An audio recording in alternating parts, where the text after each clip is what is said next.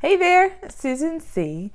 And today let's talk about those times when you feel like you've got a to-do list of things you want to accomplish and it's just simply not getting done. If you're like me and you write down to-do lists of things you want to remember and make sure that I call this person back and send this email and pick this up at the store and remember to make this to take to this meeting and on and on and on the to-do list can go, right?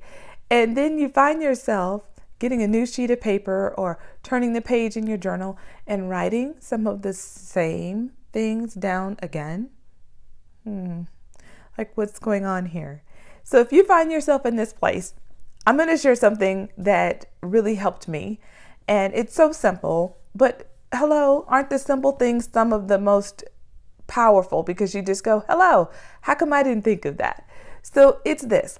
One time, I kept finding myself writing down one particular thing on my to-do list over and over again, and it was to mail a letter. And thankfully, this was not time sensitive. It was just something that I had written down and I wanted to send someone a letter, and I kept writing it down, mail the letter, send the letter, get the letter out, and it wasn't happening. So this is what I did, and here's a simple tip, and I've applied it like in so many areas. It's been helpful. I took the one task because I was just writing it as a line, mail a letter to my friend, and I just kept writing that down. But what was keeping me from actually moving forward in that is all the other stuff that was connected to mailing them a letter. So then I just started asking myself, what are all of the mini tasks, M-I-N-I, the mini tasks, the subtasks that were connected to that particular activity? Well, I didn't have her address handy, so I needed to look it up or get it from her. Well, there was one thing, get the address. Then there was an envelope. You see, I, at the time, was not mailing things very often, so just having an envelope handy was a challenge. So find an envelope went on there. So it was get her address, find an envelope, get a stamp, write the note, all of these tasks that went together. And then after I put those mini tasks down and I really stopped to think about all that went into that one item that I used to have on the list, suddenly it became more doable and actionable. So what did I do? Well, I went and grabbed an envelope. I was like, hey, well, since I have the envelope, let me go ahead and just put a stamp on it.